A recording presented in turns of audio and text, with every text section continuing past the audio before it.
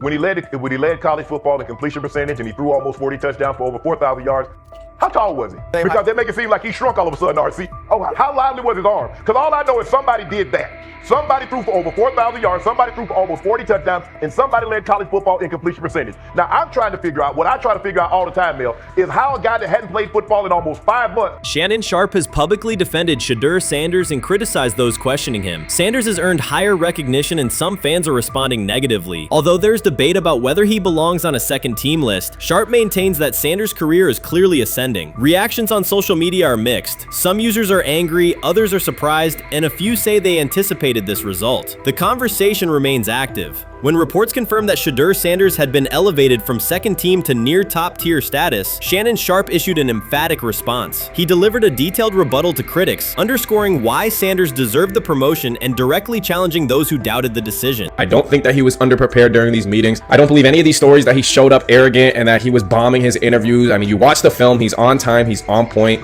You watch his interviews, he answers like a 10-year NFL veteran. Like, he's clearly dominating OTAs. It's every single day there's a new report of how well he's doing for the Browns in OTAs. And I mean, you can say what you want, it's just OTAs. Okay, if that's your new narrative, then he's doing exactly what he needs to be doing. He's on point, he's on time, he's getting the respect of his teammates, and he's making plays. So we're gonna see years down the line, something's gonna come out that I don't know what exactly it was, but something will come out. Critics have been waiting for an opportunity to dismiss Sanders. They labeled him overrated, accused him of benefiting from nepotism, and claimed his profile came only from his last name and polished image. Within their own echo chamber, they cited every game in which he fell short of huge passing numbers as validation of their doubts. Since Sanders has begun receiving formal recognition, criticism has escalated. A wave of self-appointed analysts is dissecting his throwing mechanics and team role, and many online commentators now argue that his promotion reflects deeper problems within the sport. Shannon Sharpe rejected each criticism directed at Shedeur Sanders. During the broadcast, he turned a routine segment into a detailed examination, acting as presenter, interrogator, and fact-checker. Sharpe walked viewers through game film, season statistics, and scouting reports to show why Sanders merited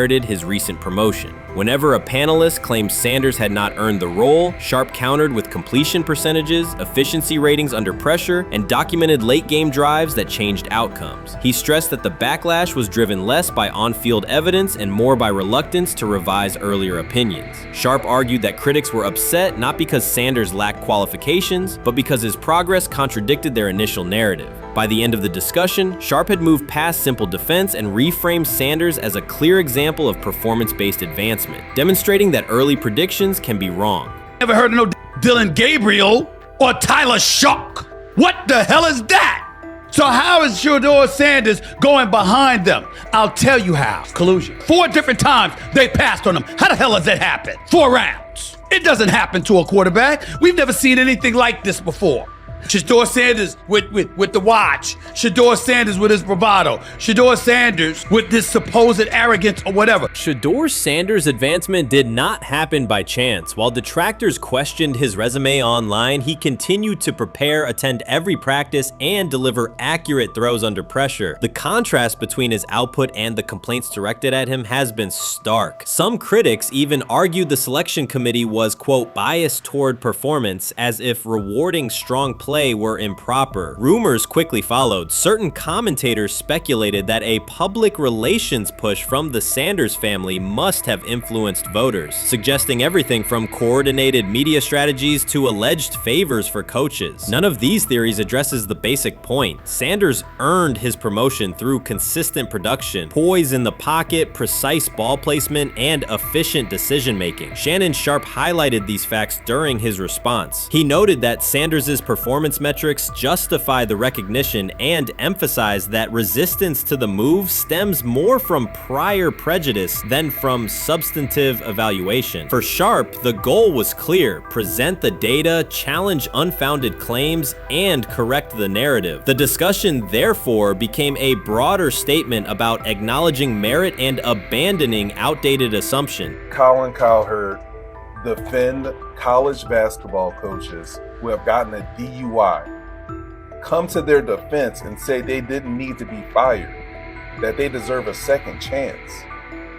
But Shedeur Sanders drives 40 miles over the speed limit, gets a one-on-one ticket, and Colin Cowherd comes on his show today and says he's out on Shedeur Sanders. He's seen enough. He can't support him anymore. He can't be in the Shedeur Sanders camp.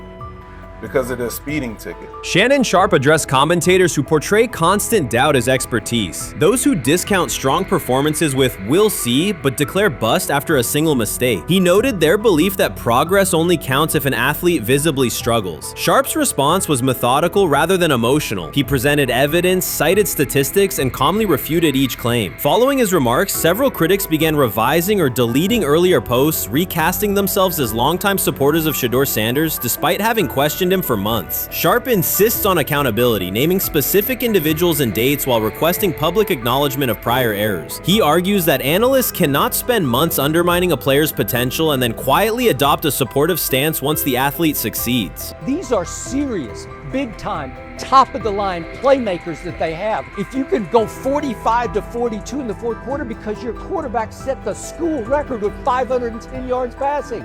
He was flawless. Shedeur is big time. I didn't know for sure, will it translate to the next level of competition? Yes, it might translate to the next level of competition as he can play. Critics who once claimed Shedeur Sanders was unprepared now hesitate to acknowledge their mistake. They resist retracting earlier comments and struggle to accept that an athlete can succeed without their approval. Sanders continues to share practice clips and game highlights without engaging the debate, while Shannon Sharpe documents every dismissive remark, ready to revisit them on national television. The disapproval did not slow Sanders. It underscored his progress and exposed the gap between perception and performance. As a result, the conversation has shifted. Analysts who doubted him now describe him as undervalued and publish detailed evaluations of his mechanics and game management, suggesting long-standing familiarity with his career. In a matter of weeks, critics have recast themselves as advocates, demonstrating how quickly opinion can change when consistent results leave little room for doubt. Shannon Sharpe signaled that his commentary is not over. He considers Sanders' advancement a positive outcome for every athlete who has been overlooked or criticized for having confidence. Sharpe stressed that analysts do not have the authority to determine who deserves recognition based on personal preference. The reaction to Sanders' promotion, he argued, revealed how quickly opinions can shift once results are undeniable. Sharpe pointed out that many vocal critics became quiet when confronted with objective performance data. This exchange, Sharpe insisted, reached beyond defending a single quarterback. It challenged the practice of dismissing achievements that do not fit familiar narratives. He reminded viewers that success does not require external approval and that consistent talent will surface despite online commentary intended to minimize it. While critics reconsider their positions, Sharpe remains steady, assigning credit to the athlete and allowing the scoreboard to confirm the argument. In his view, the statistics speak clearly enough. Sharpe also emphasized that the intensity of the backlash must be placed in context. College football is a volatile environment where unexpected outcomes are common. Therefore, declaring failure based on incomplete evidence only weakens the credibility of sports analysis. The discussion underscored the need for measured evaluation rather than reactive judgment. Dak Jackson and him and everybody else that we talked to have said that Shedeur looks good. He looks really good. Yes. He looks better. And we got Zach that say Deion Gabriel ain't even an NFL quarterback. It's true. So how is it that this man can't get a rep with the ones, but that non-NFL quarterback can? We all what agree with sense that. does that make? Some observers now claim that recognizing Shedeur Sanders' strong performance undermines football's traditional standards, even though they previously argued he received coverage only because of his father. Faced with Sanders' current statistics, those critics are searching for explanations that fit their earlier narrative. The data have always been clear. Their earlier objections ignored that fact. Shannon Sharpe is openly highlighting this reversal, comparing past negative remarks with Sanders' recent 400-yard games to demonstrate the gap between criticism and evidence. Sharpe did not force these commentators to backtrack. He simply displayed their earlier claims alongside Sanders' results, allowing the contrast to speak for itself. How you feeling? I'm getting there. You see what I got on, right? That's why I was asking how you help for it. Yeah, I'm getting there. See? Brian, what did they have to do? I had blood clots. Okay. And they amputated, you know. But I work with it. Man. Yeah, I'm amputated. So I get that worked on a couple times a day. Keep the blood circulating, blood flowing, but it's a new normal. And the best thing about here, we have a whole medical team on the second floor. Right. We have a whole medical floor, which is great. Deion Sanders is shaken, this time not by a hit on the field. In a sudden turn, Ryan Clark has uncovered a serious plot affecting Shedeur Sanders' NFL draft status, and the disclosure is reverberating across the sports community. What once looked like a simple scheduling delay may actually be a calculated effort to undermine Deion's son. The facts suggest intentional sabotage, a breach of trust, and repercussions that could be far-reaching. This is no routine football headline. It is personal, and Coach Prime did not see it coming. The sports world loves to celebrate underdogs, yet it often takes even greater pleasure in tearing down rising stars. Deion Sanders is witnessing that cycle now, not from the sidelines as Coach Prime, but as a father. The lights in Boulder remain bright, the cameras keep rolling, and Sanders still wears his gold watches, sunglasses, and natural swagger. Still, behind that familiar smile is a man carrying deep pain as criticism aimed at his son mounts daily. How much of that is opening press conference saying, okay, we are family, saying that he was sent to do certain things? Do you feel like people got attached to that, or it just was the fact that prime time is at Jackson State? It's prime time. If my son plays cornerback, I want him to be around, in my opinion, the best cornerback ever to touch the field. That's right.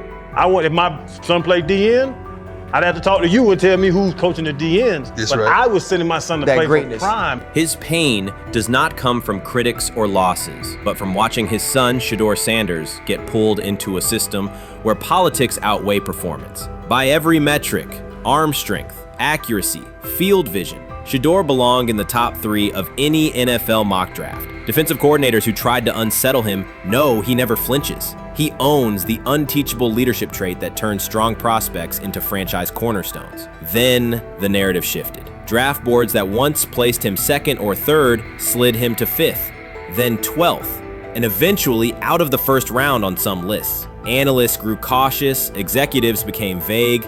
The statistics stayed strong, and the game film still proved his ability, yet the buzz evaporated.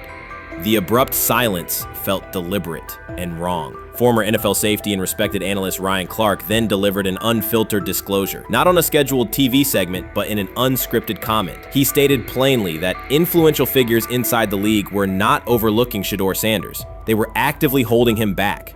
The motive, Clark said, was political, and the real target was Deion Sanders, Hall of Famer, architect of Jackson State's resurgence, and the coach who turned a 1-11 Colorado program into a national headline. Deion's refusal to conform, wearing sunglasses indoors, dancing with players, speaking candidly, challenged an establishment that favors predictable images and rehearsed statements.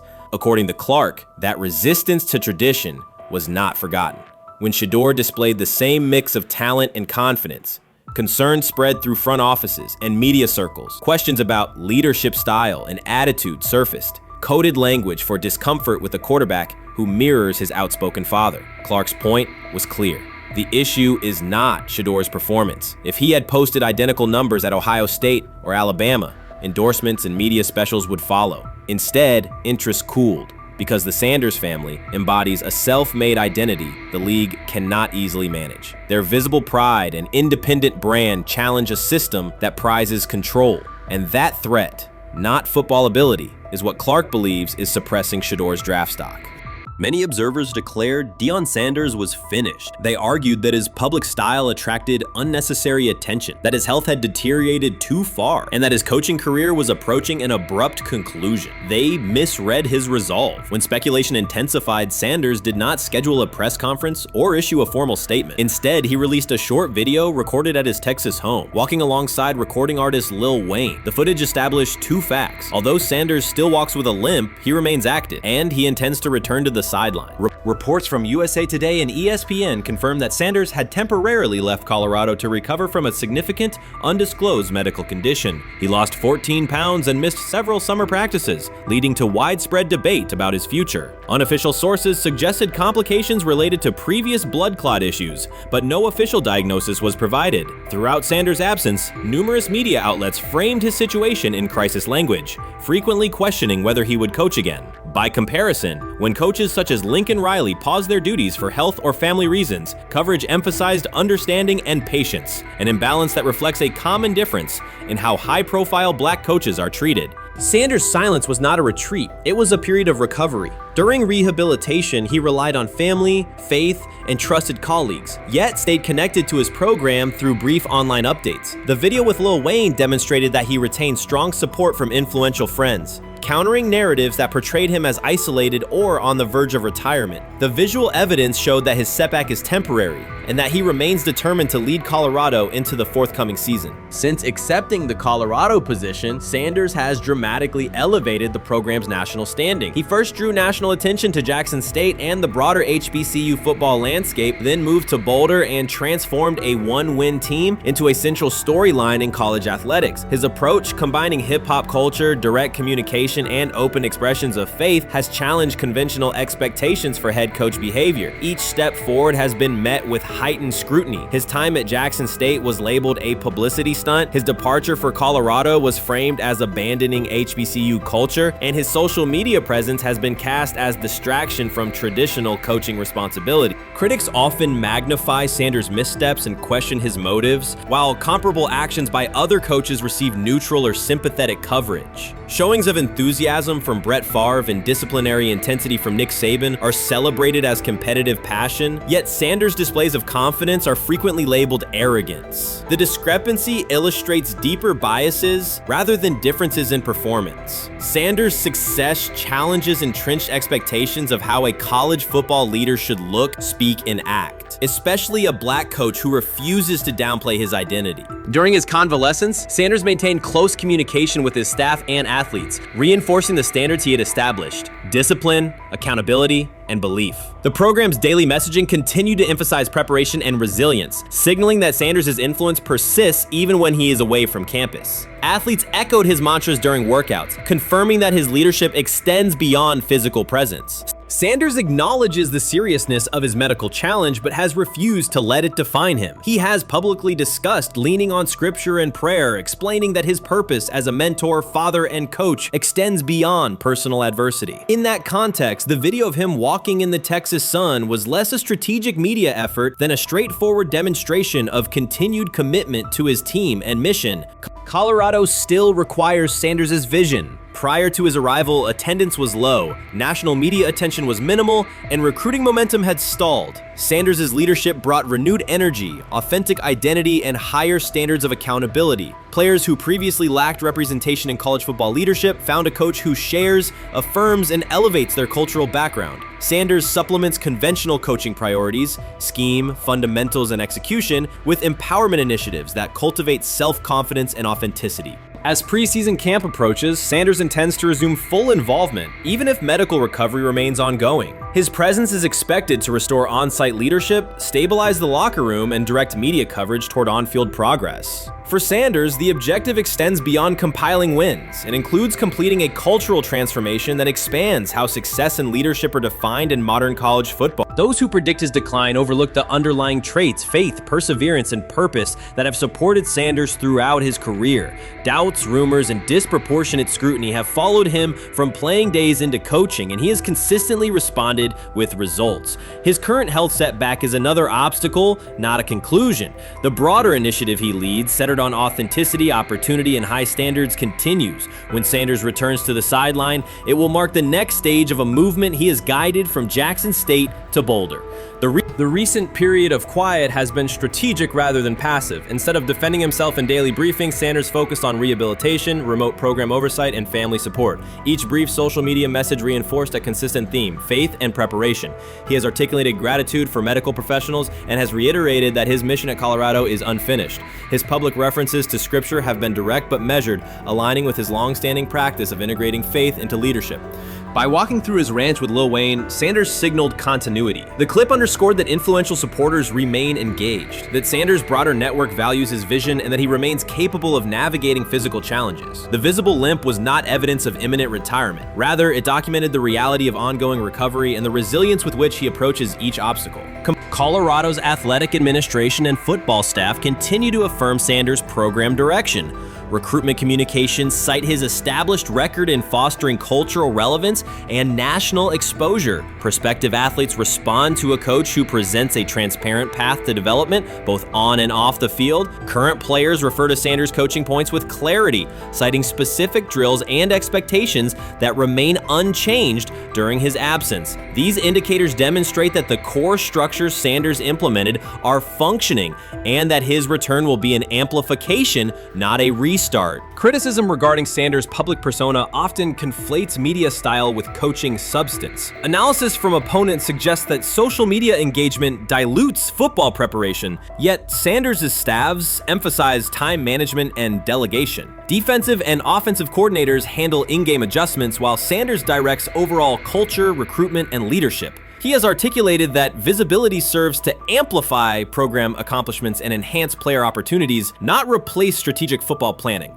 Some commentary has attempted to reframe Sanders' health issue as evidence that his coaching model is unsustainable. The argument ignores the documented health challenges faced by numerous coaches across levels of competition. For example, college coaches recovering from heart procedures or joint replacements have returned to successful seasons after appropriate medical clearance. Sanders' case follows a comparable trajectory. Medical complications require temporary separation, structured rehabilitation is prioritized, and a managed return is planned. Institutional medical protocols at Colorado dictate clearance requirements. Sanders will meet those before resuming full sideline duties. Colorado's players have expressed public confidence in Sanders' eventual return, citing regular virtual check-ins and continued accountability. Several athletes noted that positional meetings included recorded messages from Sanders reinforcing tactical goals and personal discipline. These details confirm that Sanders has remained actively engaged, albeit remotely, and that team culture remains aligned with his principles. Looking ahead, Colorado's schedule will attract national attention, both for on-field competitiveness and the storyline of Sanders' comeback. Analysts will evaluate how quickly he reestablishes day-to-day rhythm and whether his physical limitations influence practice oversight. Internal planning accommodates gradual escalation of responsibilities, with medical staff and strength and conditioning personnel contributing to phase reintegration.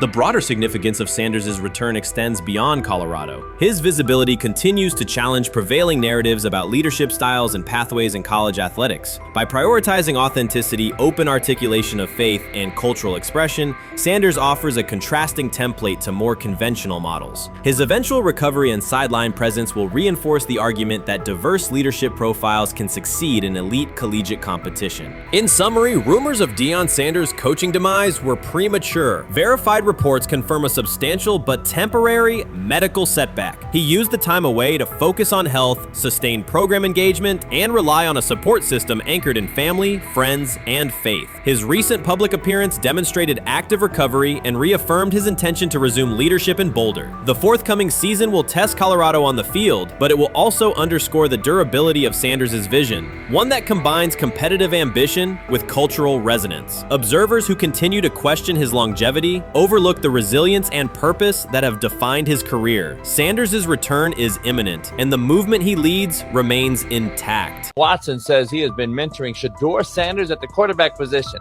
The biggest failure in the NFL is now mentoring quarterbacks. The most overpaid underdeliverer at the position is now mentoring 2 rookie QBs and a Super Bowl champ. So what exactly are you mentoring him at? You have had 24 civil lawsuits that you paid off to go away. And when you play, you are as ass as those massage therapists are, apparently. Shedeur Sanders is also a show. It's all about him. It's all about anything else. If you don't see that by now, then you're just blinded. Cleveland's second most talked about player has yet to take a professional snap, and it isn't Deshaun Watson. Rookie quarterback Shedeur Sanders has already captured the locker room's attention and the fan base's enthusiasm, creating a visible shift in the team's internal dynamics. Watson, once the uncontested focal point, now shares the spotlight with a newcomer who has only practiced in shorts. The Browns are experiencing a rapid, unforeseen change in popularity within their roster. Four-man competition. It's not. It's 2 guys versus 2 guys. It's the 2 older guys to be the starter. Yeah. It's the 2 younger guys to position themselves however it may be. Right. Show little improvement every single day, right? So, of all the things I'm watching the first 5 when they break a session, the first 5 with the veterans, with the ones. Who's in there, where are they going? The ball's going to Judy, right? Flacco's no dummy, lasts as long as he has, right? He can really whiz it. But as we go on, I want to watch these guys because They probably just got plays installed Tuesday, and they're out there running them Wednesday. Shedeur Sanders arrived in Cleveland and immediately commanded attention. The rookie has yet to take a preseason snap, yet the energy around him inside the building and across social media eclipses what many veterans receive in an entire season. Fan enthusiasm is so strong that Deshaun Watson's jerseys are already drifting toward the clearance rack at the team store. In a matter of days, Sanders has become the roster's second most popular figure, while Watson watches his once secure QB1 status and public approval shrink by the hour. Shedeur or Deshaun? Who do you want as your quarterback next year? Honestly, Shedeur. I love Deshaun though.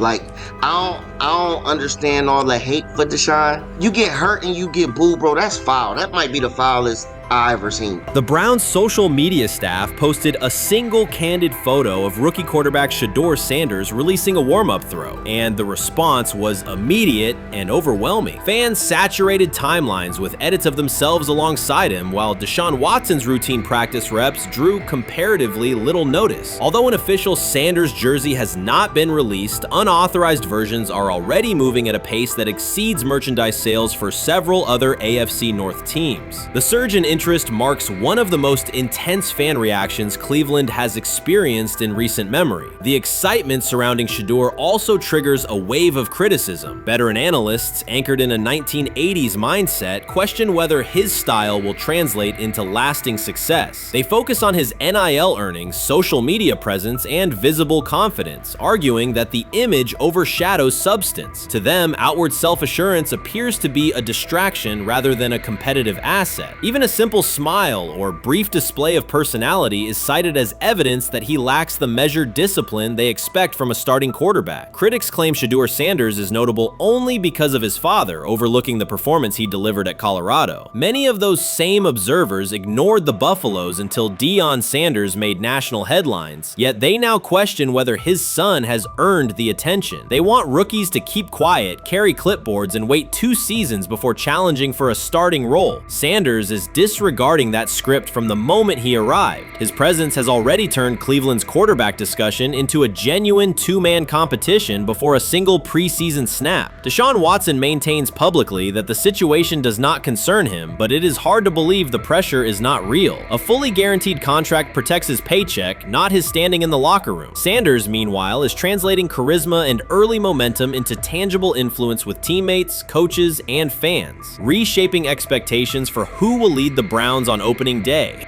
I'm a firm believer. If I wanted Shedeur Sanders at 2, at worst at 33, of course I already think that he's better than other quarterbacks. Because that's the type of talent, that's where I would have picked him at. And if he was at 2 or 33, and he still had the same exact skill set, we will be talking about him starting and playing. Right. Well, there'd only be 3 quarterbacks. It'll be 3 quarterbacks, not 4. 4, yeah. But since he moved to the 5th round, that's cool. They might have to go along with it. But to me, I think if you ask who got the best tools, I'm going with Shedeur. Shedeur Sanders has not taken a single professional snap, yet discussion about him has split NFL social media into 2 camps. One side already argues he should start immediately. The other worries about what that means for veteran quarterbacks like Deshaun Watson. Reporters now line the perimeter of Browns camp, scrutinizing every inconsistency in Watson's spiral and every precise throw from Sanders during drills. Each well-placed pass is clipped, posted to TikTok, and captioned as evidence of a future QB1. Cleveland is no stranger to quarterback drama, but this situation is different. Rather than cycling through another unproven starter, the franchise is dealing with a rookie who entered with more polish, public attention, and perceived readiness than most first-year players. Fans chant Sanders' name before he has appeared in a preseason game, while the established starter works to maintain his relevance. The atmosphere is not yet a full controversy, it is a countdown. Traditional analysts insist on the importance of experience and respecting the process, yet Sanders is progressing on the timeline set by the supporters who already view him as the next leader of the offense. So the Shedeur Sanders, I want to talk about this. So here's a prime example. Shedeur Sanders, they had 3-day mini camp for the Cleveland Browns. And now Jimmy Haslam actually has some money. The Bengals owners and the Rooneys are near the bottom of the league in net worth. But what the Browns have is what I would call the Buffalo Bills used to have this years ago, pre-Josh Allen. What are Browns veterans saying about Shedeur Sanders behind closed doors? According to internal discussions, the feedback goes beyond casual praise. Several veterans describe his performance as franchise level. Private locker room conversations compare his command of the offense to established starters. And one senior assistant reportedly called him Sunday ready after a single walkthrough. The consensus is that front office staff and coaches have taken serious notice. Inside the Browns facility, informal conversations circulate among players and coaches. These remarks carry significant weight in personnel evaluations and often influence practice rotations. When veterans speak this strongly, the message typically reaches decision makers quickly, especially during roster planning. In short, the internal perception of Sanders is already affecting how the staff views the current quarterback depth chart. Browns vets kind of weigh in on Shedeur Sanders and how he's been since he arrived in Cleveland, in Pound Town. And I think it's very, very important that we discuss it, because it'd be really easy for these vets to, this wasn't like a on-the-record interview. This is just kind of back channels into what the vets are saying, the rumors, but the sources telling us. And we have a couple quotes, but Shedeur Sanders, Cleveland Browns, it seems like it's going well. And it's almost like you don't want to talk about it. At the center of the growing internal buzz is Shedeur Sanders, the rookie who entered Berea with late-round expectations but is being discussed privately as a potential long-term starter. This is not a routine camp tale about an extra arm taking practice snaps. Sanders has seasoned teammates, players with playoff mileage, quietly reassessing his ceiling. Observers who overlook these conversations risk missing one of Cleveland's most deliberate personnel moves in years. Sanders is not on the roster because of his surname. The Browns reviewed their quarterback depth, weighed costs, and chose a controlled, development-oriented option they believe can stabilize the position. His presence is already changing practice dynamics. Veterans notice his pocket awareness, adjust routes to his timing, and acknowledge that he processes coverage at an advanced level for a first-year player. Leadership patterns in the huddle feel different. Sanders delivers with precision and composure that challenge defenders to reevaluate their calls. The strategic upside is clear. A 4-year rookie contract offers cap flexibility while other franchises cycle through expensive stopgaps. Coaches and front office staff view Sanders as a calculated investment, not a publicity experiment. Outside chatter still focuses on Joe Flacco's age or Kenny Pickett's development. Inside the facility, however, veterans pause film sessions to dissect Sanders' ball placement and progression speed. Position coaches highlight clips where he works through reads decisively and delivers on time, traits rarely attributed to rookies. Sanders' confidence is measured rather than theatrical. He moves as though the NFL tempo is familiar, and that calm spreads across the roster. Experienced defenders are rechecking the depth chart and asking if the quarterback competition is tighter than publicly acknowledged. Great kid, and whether it's a following that he's earned, I mean, that's something that he's done a great job of interacting with fans. And but he is a great kid. You guys will get to know him more. He's working like crazy, just like all the guys. He's another young man. These rookies, my office is downstairs. As they got to walk by my office as they come in. They come in early. And Shedeur, just like all those guys, he's in there early. He's getting his work done. He has not yet secured the starting job. Evaluations so far come only from brief practice periods, no comeback drives, no national headlines, just steady execution in shorts and helmets. In a league that celebrates splashy debuts, Shedeur Sanders is earning trust rep by rep. Veterans typically withhold judgment until late in camp, yet several are already studying his footwork and timing, which suggests genuine respect. Inside the building, coaches sense that the Browns may have finally found a stabilizing presence at quarterback. Cleveland's recent history underscores why this matters. The team has started 9 quarterbacks over the past 2 seasons, an indicator of instability rather than depth. Sanders arrives with composure, arm strength, and a well-known surname, so any sign of readiness is magnified. Financial context also plays a role. The Browns are allocating a significant portion of the salary cap to Deshaun Watson, whose performance has not matched that investment. To manage costs, the front office signed 4 additional quarterbacks on low-impact contracts. Together, they account for far less than Watson's annual cap figure. If Sanders continues on his current trajectory, that structure could give Cleveland both competitive clarity and much-needed financial flexibility. He's the only person who's come out and say, hey, man, this dude look kind of good, man. Let me tell you what I heard. A lot of people reaching out to players in the locker room and stuff. To me, I think this is it's a red herring. Like, that I'm supposed to suspend myself to disbelief that he was going to look bad. I've never expected him to look bad to start with.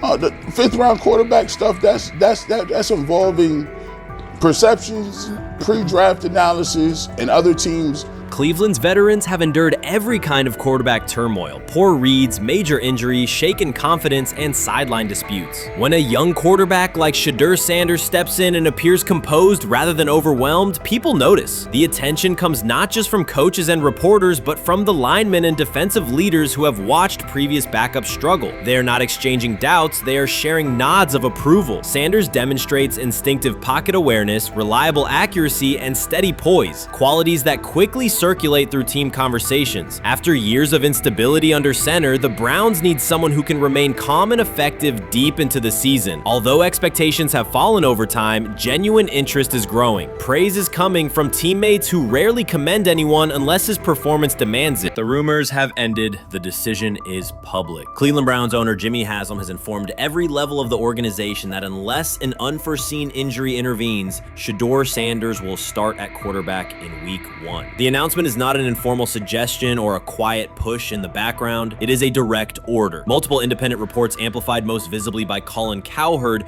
confirm that Haslam delivered the directive himself. From the owner's viewpoint, the logic is simple. No one else on the roster offers the same combination of talent, leadership, and long-term upside. Joe Flacco is approaching the twilight of his career. Kenny Pickett has shown flashes but remains inconsistent. Dillon Gabriel, taken in the 3rd round, is a developmental project. By contrast, Haslam believes Sanders can alter the franchise's trajectory immediately, and he refuses to allow internal hesitation to stall that possibility. The standoff traces back to April. General manager Andrew Berry and head coach Kevin Stefanski entered the draft wanting a low-profile prospect who would fit quietly into the existing depth chart. They prioritized scheme familiarity, modest public attention, and a clear developmental timeline. When the board lined up, they reached for Gabriel in round 3, reasoning that an early investment would justify keeping a rookie on ice behind the veterans. But Sanders continued to slide, first through day 2, then deep into round 5. Haslam watched the names come off the board, convinced the league's bias against Deion Sanders' outspoken son was obscuring legitimate first-round talent. When Cleveland's 5th-round pick arrived and Sanders was still available, Haslam intervened. He did more than approve the choice, he overrode the original plan, making it clear that the organization would select Sanders and give him every chance to compete. From that moment on, the Browns' internal narrative splintered into 2 camps, those ready to accelerate around their owner's vision and those still trying to protect their original approach. Once rookie minicamp began, Sanders erased much of the speculation. He commanded huddles, processed coverages quickly, and delivered throws with anticipation that belied his draft slot. Teammates noted his willingness to accept blame for missed timing, then correct the error without dramatics. While Flacco and Pickett split most first-team reps, Sanders treated limited opportunities as full-speed auditions. During organized team activities, he identified blitz looks, redirected protections, and consistently found his second read when the primary route was covered. More than one defensive veteran told local reporters that Sanders looks like the best arm in the building. That assessment forced Berry and Stefanski to reevaluate their timetable. They could no longer label Sanders a long-term project without contradicting on-field evidence. Drafting Gabriel 2 rounds earlier had provided the staff an excuse to slow roll Sanders' ascent. Coaches could point to investment cost, meeting room familiarity, and installation comfort to justify Gabriel's snap share. Yet each practice rep in which Sanders outperformed the 3rd rounder weakened that shield. Behind closed doors, position coaches began requesting more Sanders film for cut-ups, and offensive assistants quietly shifted meeting questions toward concepts the rookie already executed well. By mid-June, Berry himself started describing Sanders not as a developmental asset, but as a competitive option. Those subtle linguistic changes signal the front office's recognition that the narrative had moved beyond their control. Haslam's history with quarterbacks is well documented. His pushes for Johnny Manziel, Baker Mayfield, and Deshaun Watson were high-visibility swings, each driven in part by a desire to generate excitement as well as wins. Critics highlight those choices to question his evaluation track record, yet Haslam perceives Sanders differently. Where Manziel carried off-field concerns, Sanders brings a reputation for professionalism. Where Mayfield's leadership style divided veterans, Sanders' approach has united receivers receivers and linemen. Where Watson's trade involved unprecedented controversy, Sanders arrived at minimal draft cost. Haslam sees a rare chance to capture star potential without mortgaging the future, and he is unwilling to cede that upside to cautious pacing. Cleveland's supporters, weary of revolving door quarterbacks, have rallied around Sanders with unexpected speed. Sales of customized Sanders number 2 jerseys surged within days of rookie minicamp. Training camp ticket requests spiked once local media circulated videos of Sanders making NFL-caliber anticipation throws during 7-on-7 periods. The mood in Northeast Ohio has changed from tentative hope to active belief. Longtime season ticket holders who once shrugged at preseason storylines now debate Sanders' footwork at neighborhood barbecues. Social media engagement for Brown's content has climbed, driven by highlight compilations of the rookie threading seam passes between linebackers and safeties. All of this places Kevin Stefanski in a fragile position. If he opens week 1 with a veteran starter and the offense sputters, criticism will be swift. Each stalled drive will be interpreted as evidence that he ignored the owner's edict and the fan base's intuition. Conversely, if he names Sanders the starter solely under pressure, any early struggles could be framed as proof that Sanders was rushed, further exposing Stefanski to blame. The only sustainable solution is conviction. Either stand behind a veteran with clear strategic reasoning or embrace Sanders fully and structure the offense around his strengths. Splitting the difference, rotating series, delaying first-team reps, or using vague competition language will satisfy no one and likely jeopardize locker room clarity. Sanders' personal approach has reinforced Haslam's confidence. Instead of taking post-draft downtime, he traveled to Texas to train in full Browns gear at facilities near his father's home. The leaked clip of Sanders executing footwork drills in helmet and pads wasn't a marketing ploy. It was a glimpse into a quarterback visualizing Week 1 live. Team personnel who viewed the footage recognized purposeful rehearsal, cadence calls, pocket movement against simulated pressure, and follow-through adjustments based on imagined rush lanes. Observers asked why a rookie would conduct such intense solo sessions in May. The answer is straightforward. Sanders does not view himself as a developmental pick. He considers himself the starting quarterback of the Cleveland Browns and prepares accordingly. On pure ability, Sanders' arm strength ranks with the league average for starters. His accuracy to the intermediate middle, an area where the Browns' current scheme generates high-leverage completions, has drawn consistent praise from receivers. The primary areas still under review are blitz recognition and live bullets and timing on deep outbreaking routes versus press coverage. Those developmental checkpoints are significant, yet daily practice reps show acceleration. In contrast, Flacco's mobility limits the boot action game that Stefanski installed to help Mayfield early in his tenure. Pickett can extend plays, but struggles to attack tight windows between linebackers and safeties, an essential requirement in Cleveland schematics. Gabriel remains an unknown at NFL speed. Thus, the competitive landscape favors Sanders sooner than the coaching staff originally planned. The franchise now stands at an inflection point. Haslam's mandate, the locker room's growing support, and the fan base's enthusiasm all tilt towards Sanders. The front office's earlier strategy, anchored in patience and quiet development, is increasingly untenable. Barry's shift in messaging indicates grudging alignment, but final authority over the depth chart rests with the coaching staff, unless ownership directly intervenes on game day decisions. A move rare but not unprecedented in the NFL. Should Stefanski align with the owner and name Sanders the starter before preseason concludes, he can claim proactive vision and tailor the offense through training camp. Should he resist and open with a veteran who falters, he risks rapid loss of credibility and possibly his position. Either path carries pressure, but only one aligns with the momentum sweeping through the building.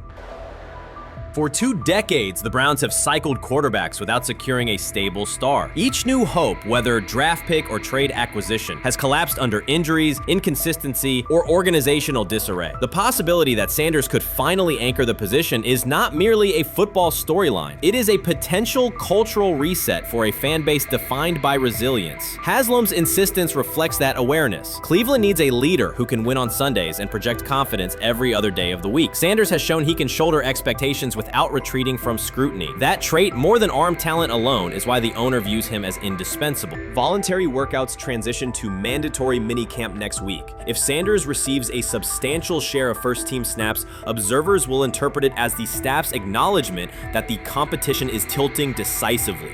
A public declaration may not follow immediately, but every rep allocation is a signal. If, however, the staff continues funneling most top unit snaps to Flacco or Pickett, tension will escalate. Local media will question the evaluation process. National analysts will debate the merits of letting a rookie learn through live action versus controlled practice. Inside the facility, players will recognize any disconnect between performance and opportunity, and unity could fray. The Browns have reached a decisive moment. Shedeur Sanders has demonstrated the skill, poise, and work ethic to justify starting in Week 1. Jimmy Haslam has publicly positioned him as the future, and by implication the present of the franchise. Kevin Stefanski and Andrew Berry must either endorse that vision or brace for the consequences of delaying it. For Cleveland fans, the significance is clear. A legitimate chance to exit the cycle of quarterback uncertainty and rally behind a signal caller capable of commanding the field and galvanizing the city. Whether that opportunity is seized promptly or postponed will define the Browns' 2025 season and likely the tenure of the decision makers involved. What it is that they're doing is they're treating Shedeur Sanders like a 5th-round pick. Right? We're not covering every 5th-round pick in the NFL hoping that he gets an opportunity to be the starter on day 1.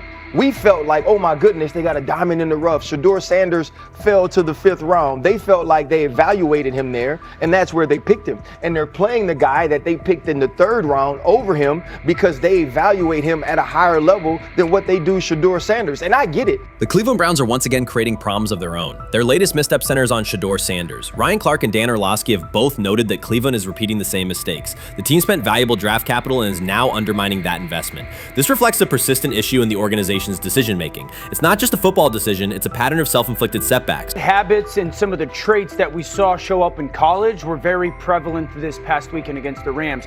Holding onto the football, catching the snap and not reading the defense, kind of evaluating what the defensive line is doing, and then trying to see if you can go make a play, and that's the concern. Okay, it's 1st and 10. They want a play-action double move at the bottom of the screen. The route doesn't win, and then the protection breaks down a little bit. You're taught as a young quarterback, protection breaks down, find the closest check down. It's right there, it's 1st and 10. He gets to like the 4th part of the... The Cleveland Browns have long carried a reputation for instability. Even when it appears they are turning a corner, the organization finds a way to create new problems. Momentum gives way to questionable decisions and progress stalls. The latest situation centers on Shedeur Sanders. It highlights recurring issues in leadership, planning, and execution. Instead of establishing a clear path forward, Cleveland risks undermining its own investment. There's a lot of players who feel like they should have been picked at a certain spot, should have been viewed in a certain way. But when you get on these teams, it's about developing the team, not doing what's individually best for a certain player. And that's what Kevin Stefanski has to do. And I get it. We want to say all the reasons why what's happening to him isn't right. But maybe we aren't right on the way that not only the entire NFL viewed him, but now the Cleveland Browns view him as well. Shedeur Sanders was not brought in to be a placeholder or a scapegoat. He is expected to be the long-term solution, a high-upside quarterback with the tools, poise, and Sanders' pedigree to elevate the roster. The focus should be on developing him and positioning him to lead the team forward. They sabotaged it. They rigged it against him today, putting him in with 3rd and 4th stringers, 5th stringers. You got no shot at quarterback. They threw him in because they didn't want him to make any more splash and put any more heat on Stefanski. It's a desperate, dangerous situation in which he's got no shot, man. He's throwing to Sal freaking Canella? What? But he got sacked 5 times because he's hanging on the ball trying to make a play, and nobody can separate. Then it comes down to a couple of minutes are left, and Shedeur tries to go on the field, and Stefanski puts Tyler Huntley in place of him. Excruciating to watch. Shedeur Sanders brings accuracy at all levels, steady leadership, and the kind of composure that comes from handling pressure. Fans were energized, and the league was paying attention. For once, Cleveland had a credible source of hope at quarterback, then the familiar pattern returned. Instead of committing to a clear development plan, first-team reps, stable direction, and a defined timeline, the Browns introduced uncertainty and slowed his progress. Rather than building around him and giving Shedeur a direct path to lead, they split priorities and sent mixed signals. The result is momentum stalled at the very point it should be accelerating. I also can't blame anybody who says, I don't necessarily trust this coaching staff to develop a quarterback or to evaluate the quarterback position. They have made some really oddball decisions at this position over the last several years, and I don't blame anybody for questioning, do these guys actually know what they're doing? I don't think that's unfair at all. The thing that I would say is that they're desperate. They're very desperate. Like the entire organization is desperate. And if you really think they're going back to the coaches' offices and all getting around the table after session. This wasn't about scheme or play design. It was a pattern of mismanaging a young quarterback. From the start, the signs were clear. Shedeur Sanders arrived at camp without priority first-team reps or the confidence-building snaps a rookie need. Instead of a defined development plan, he was asked to compete from behind, treated like a depth option rather than a long-term starter. The message was earn it later rather than build it now. When game action came, he was put on the field with limited preparation. Protection was inconsistent, and the play calling did little to ease his transition, more a stress test than a structured debut. The approach emphasized survival over progression, creating conditions where mistakes were likely and growth was harder to achieve. Analysts Ryan Clark and Dan Orlovsky highlighted the same points. The issues reflected organizational choices, not a shortfall in Sanders' ability. This was not a rookie collapsing under pressure. It was a franchise failing to provide the support, reps, and clarity required for a first-year quarterback to succeed. Shedeur moves slowly, kind of trying to see what's going on, and then that creates that sack fumble. So a lot of the stuff that we just saw in college is a big deal. This ball gets snapped at the 48-yard line. Defense has won the rep. Play is dead. Throw the ball away. It's first down.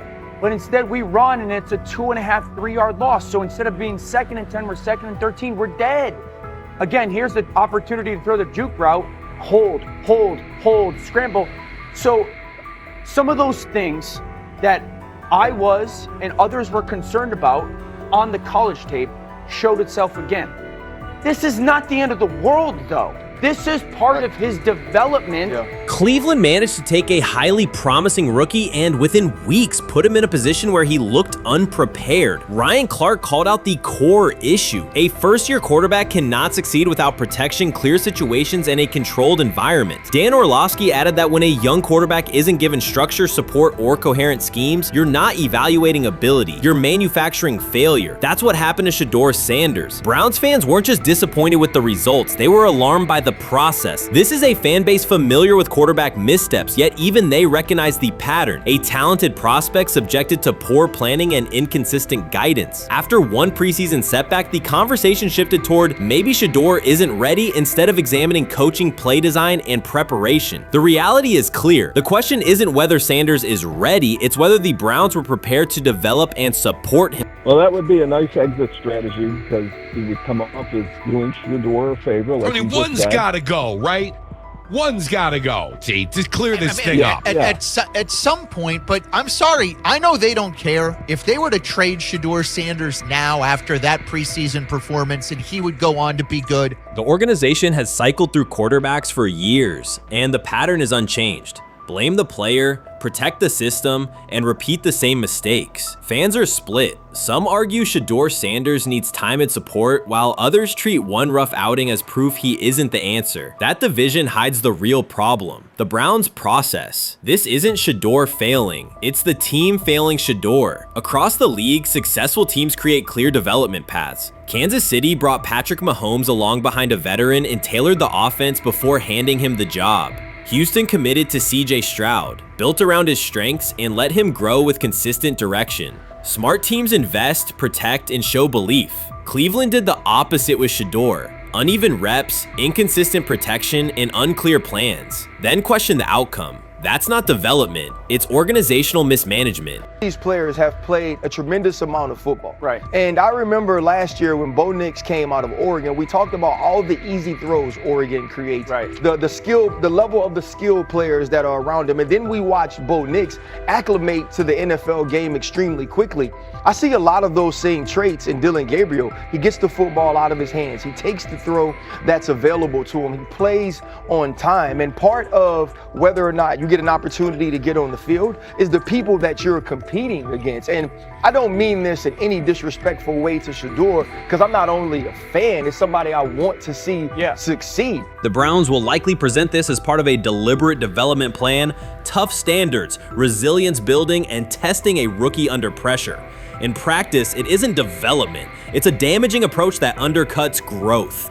The organization has not shown a consistent model for nurturing young talent, and Ryan Clark and Dan Orlovsky highlighted that publicly. After Shedeur Sanders stumbled in a preseason game, the reaction was immediate. Headlines, polarized fan takes, and sweeping conclusions about his readiness. The front office offered little acknowledgement of the conditions he was placed in. Clark's point was direct. You do not evaluate a rookie by how he looks in a setup designed for failure. You evaluate him when he's properly supported. Orlovsky explained how poor coaching choices, protection, sequencing, and role clarity can quickly erode confidence and stall development. The issue was not Sanders' ability, it was Cleveland's process, which appeared disorganized and unprofessional for an NFL operation.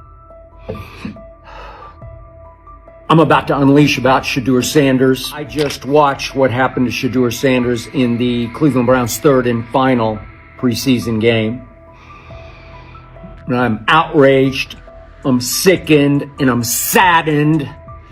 By the way, Shedeur continues to be treated in the National Football League now by those sorry-ass Browns and sorry-ass Kevin Stefanski. The Cleveland Browns are once again mishandling a promising quarterback. Skip Bayless criticized the organization for failing to develop Shedeur Sanders and for misusing his skill set. He argued that the team's decisions are undermining Sanders' progress and turning a major investment into a cautionary example. Bayless pointed to inconsistent usage, questionable play calling, and a lack of clear direction as key issues limiting Sanders. He said the Browns need a defined development plan and stronger support if they expect Sanders to succeed. Skip Bayless delivered a direct, critical assessment this week. After seeing Shedeur Sanders in a Browns uniform, he argued that Cleveland is mishandling the quarterback and undermining his development. Bayless said the team's approach shows poor planning and inadequate support around Sanders. He dismissed excuses about strategy and emphasized the need for better coaching, deployment, and protection. In his view, the Browns are setting themselves up for problems before the season begins unless they establish a clear plan for Sanders.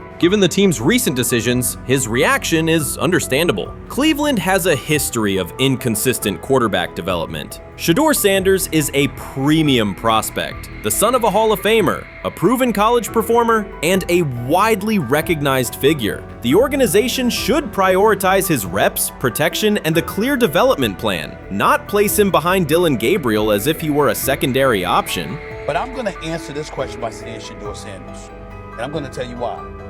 I think he's being set up to fail. That's right, I'm going to say it. Okay. Here we are on national television, right?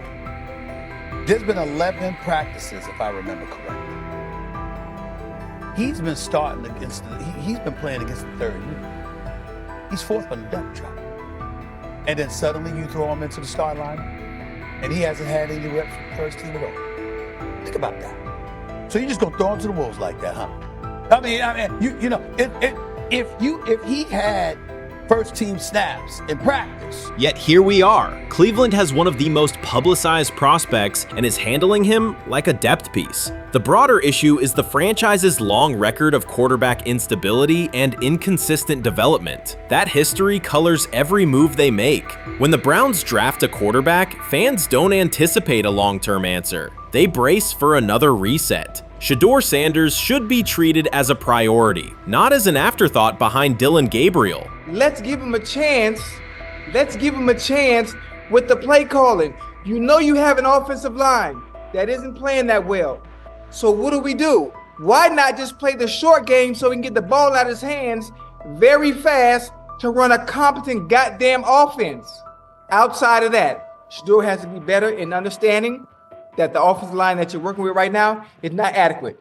Why not allow the players that are competing for a job, in this instance, Shedeur Sanders, to finish off the 2-minute drill? When Browns fans see another quarterback selected, they brace for another setback. The franchise's recent history, from Johnny Manziel's failed stint to the rocky handling of Baker Mayfield, reflects inconsistent development and short-term decision-making. Against that backdrop, Skip Bayless's reaction to Shedeur Sanders on Cleveland's roster was blunt. He argued the team is already mishandling a premium prospect by treating him as a secondary option instead of a centerpiece for the future. Bayless's position is straightforward. Sanders is not just a name, he brings proven college production, leadership traits, and significant visibility that can strengthen both the offense and the organization's broader profile. Burying him on the depth chart behind Dillon Gabriel signals a lack of a clear development plan and wastes early momentum. Instead, Bayless contends, Cleveland should establish a defined pathway.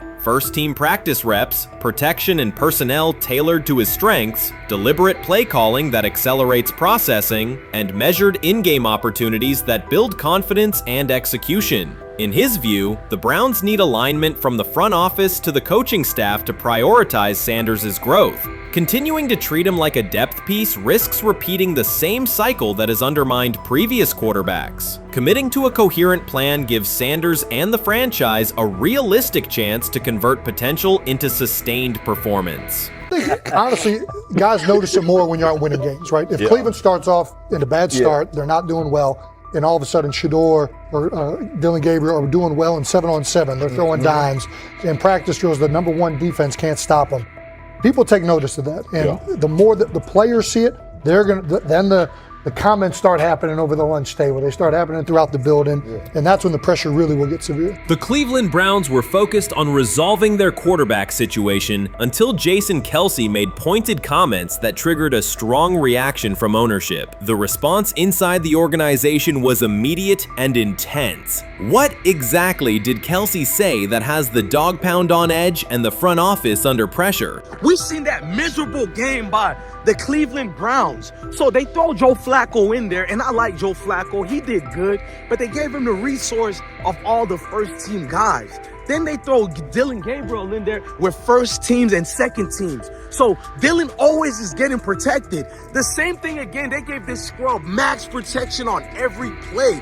Yeah, he completed some passes, but let's talk about his mistakes. He's still inconsistent with his throws, but he at least had max protection. The Cleveland Browns continue to be defined by inconsistency and avoidable setbacks. Even as fans hoped the organization had turned a corner, Jason Kelsey, fresh off retirement, offered a direct critique that reignited doubts about the team's direction. His remarks implied the franchise's structure and decision-making remain unstable and recent progress may not hold. The takeaway for leadership is straightforward. Identify core issues, align on a coherent plan, and execute with discipline. For supporters, it's another sign that the problems run deeper than a single season. They throw Shedeur Sanders in there with the lowest cab drivers you couldn't even get on 5th Street.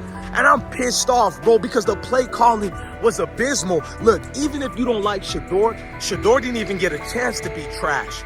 Even if you think Shedeur is garbage, he didn't even get a chance to be garbage. That's how awful the offensive line was. Kevin Stefanski still doesn't want to give Shedeur second strings and first strings reps. Why is that? Browns ownership's response shifted from measured to urgent. The pattern is familiar in Cleveland. The team once treated Johnny Manziel as a franchise solution, retained Hugh Jackson for a second year despite results, and invested heavily in Deshaun Watson through a costly trade and contract. These decisions reflect aggressive but poorly aligned planning. The outcome has been continued instability instead of sustained progress.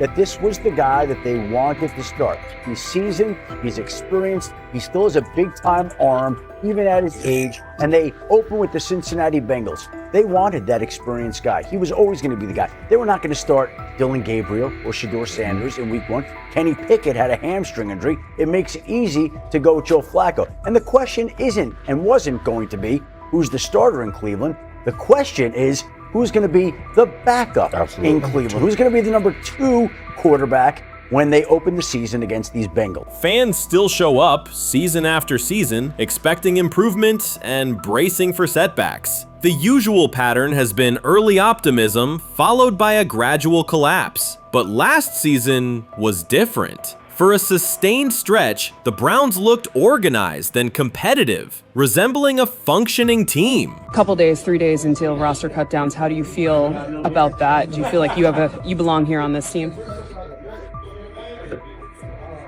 Obviously, I think overall as a player, I feel like I put in the work. I feel like everything I do, I try to do it to my best, and that's all I ask for. So I feel like everybody feels like, they should be on the team, and if you ask anybody on the team, would they feel like they belong, in their own eyes. So I feel like I do, but I'm my own player, I think about myself in a high regard. The front office entered the offseason confident. Kevin Stefanski was being praised and the Dog Pound believed the team had made real progress. Then Jason Kelsey delivered a pointed assessment that cut through the optimism. Fresh into retirement, the former Eagles All-Pro and Super Bowl champion said Cleveland still looks like a team patching over issues rather than building a durable contender. Kelsey's view was direct. The Browns' structure is fragile, and the roster is too dependent on perfect health at quarterback. He argued the team is one injury away from losing continuity and sliding backward. Because Kelsey has operated inside a stable, championship-level organization, his comments carried weight with players, media, and fans. The reaction was immediate. People took his critique seriously, not as outside noise, but as an informed evaluation of how a successful team should be built. Ownership also felt the impact. Jimmy Haslam's response shifted to urgency, a sign that leadership recognizes the stakes.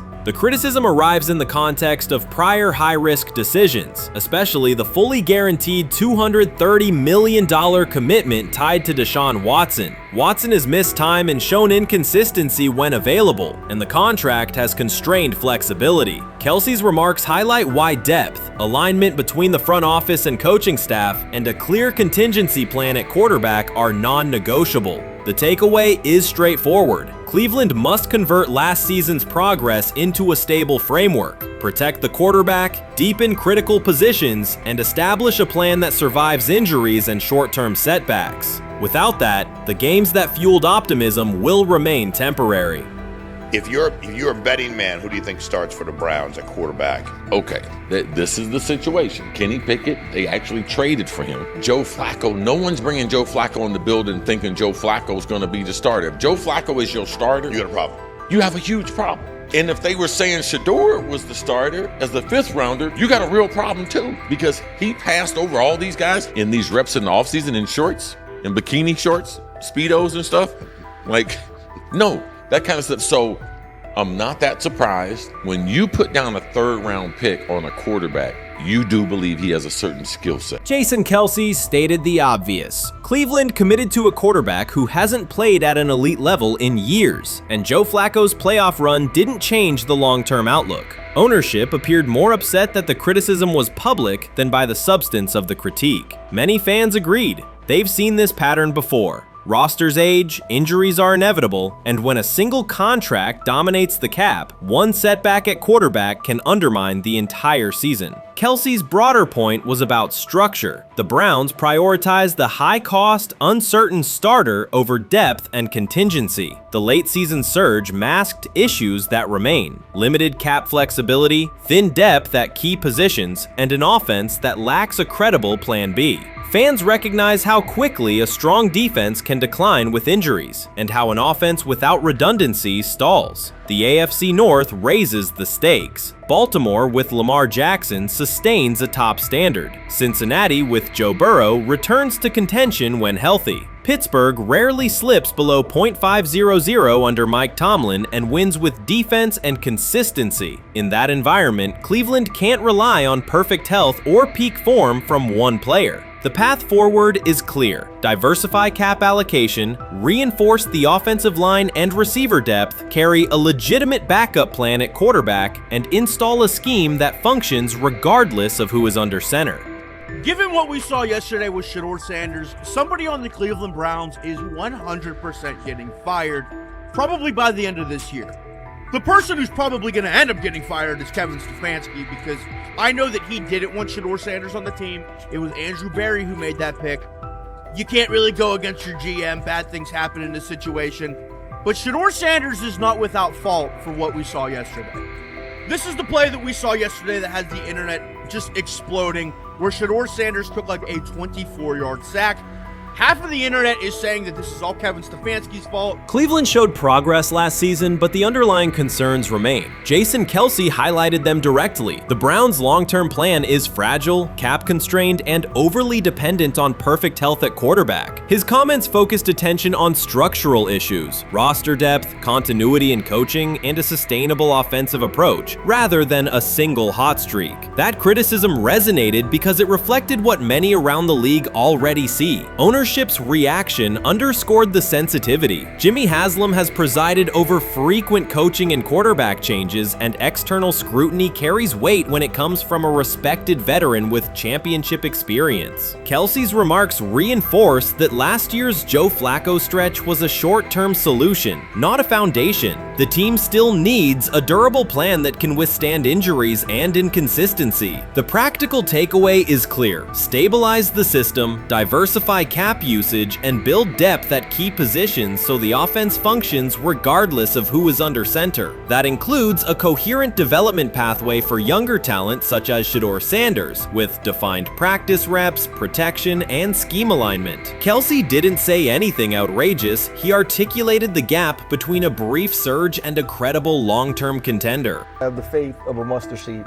Right, because this is the greatest resurrection since Jesus the Christ. Right, like at some point, Joe Flacco was thinking about getting into TV. Yeah. Right, Joe Flacco didn't have a job, and then now you not only come back and start for the Cleveland Browns late in the 2023 season, but they came back around to you, and you're now the day one starter for a franchise that just 2 years ago was in the playoffs. The Browns' quarterback situation remains unsettled. Deshaun Watson was expected to be the long-term answer, but injuries and inconsistent play have prevented him from reaching an elite level. When the team turned to Joe Flacco after Watson's season deteriorated, Flacco immediately lifted the offense and produced results that highlighted the gap between expectations and reality. That a 39-year-old late addition could outperform a $230 million starter was not just a short-term surprise, it raised fundamental questions about roster construction and evaluation. Quarterback depth has been fragile, and the late-season surge masked broader structural problems. Jason Kelsey's remarks made that clear. Cleveland is vulnerable if the starter is unavailable, cap flexibility is limited, and the offensive plan lacks a stable contingency. His critique drew attention to leadership and planning as much as on-field performance. Jimmy Haslam's strong reaction reflects the pressure on ownership. The organization has promoted a message of stability and progress, but Kelsey's assessment suggested those gains are not yet durable. The path forward requires a realistic approach to the cap, a credible backup plan at quarterback, and a system that holds up regardless of personnel.